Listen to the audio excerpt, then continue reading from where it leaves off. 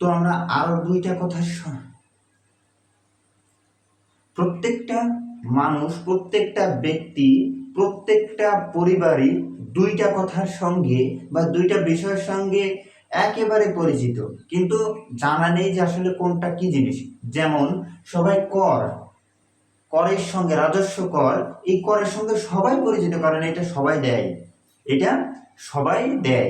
আবার ভ্যাট, এটাও কিন্তু দেয়, কিন্তু এই ভ্যাট এবং কর এই দুইটা জিনিস আলাদা জিনিস।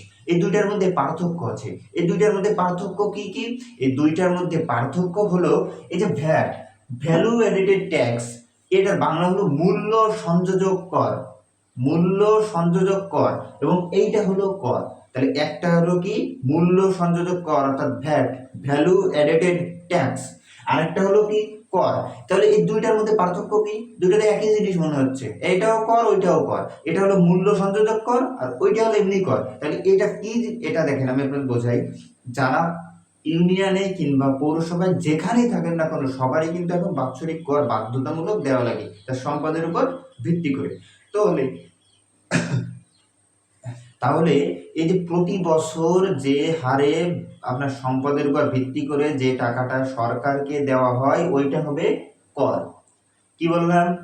বাৎসরিক, প্রত্যেক বছরে আপনার সম্পদ কতটুকু আছে তার উপর ভিত্তি করে যেটা আপনি সরকারকে, যে টাকাটা আপনি সরকারকে দেন ওইটাই হলো কর।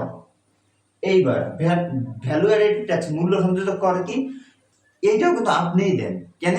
কারণ প্রত্যেকটা জিনিস কেনার সময় তার সঙ্গে কিন্তু ভ্যাট, তার সঙ্গে কিন্তু কর যুক্ত থাকে।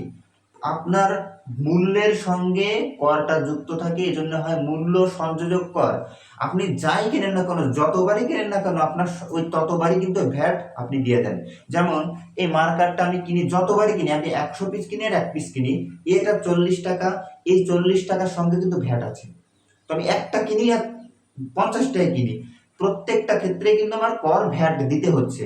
আপনি যাই কেনেন, বিস্কুট, আপনি যে কোনো জিনিস, পাউডার, তেল, আপনার নিত্য প্রয়োজনীয় প্রতিদিন ক্রয় করেন, তার সঙ্গে কিন্তু ভ্যাট যুক্ত থাকে, ভ্যাট যুক্ত থাকে। আপনি ফোনে কথা বলেন, সেইখানেও কিন্তু ভ্যাট যুক্ত থাকে। আপনি যতবারই টাকা ভরবেন ততবারই কিন্তু ভ্যাট কাটবে। হ্যাঁ, এটা কিন্তু একবার না, এটা আপনি যতবার করবেন, যতবার কিনবেন ততবারই কিন্তু আপনার সেই সঙ্গে ভ্যাট যুক্ত থাকে। এই জন্য এটাকে বলা হয় মূল্য সংযোজক কর, আর ওটা হলো বাৎসরিক কর, এমনিই কর দিতে হয়। আশা করি ভ্যাট এবং কর এই দুটার পার্থক্য বুঝতে পেরেছেন, এই দুটা কি জিনিস বুঝতে পেরেছেন। এইভাবে প্রত্যেকটা নিত্য নতুন বিষয়ে জানার জন্য আমাদেরকে ফলো করতে পারেন। আর যারা পড়তে চান এইসব বিষয়ে, আপনারা যারা পড়তে চান তারা আমাদেরকে মেসেজ করতে পারেন।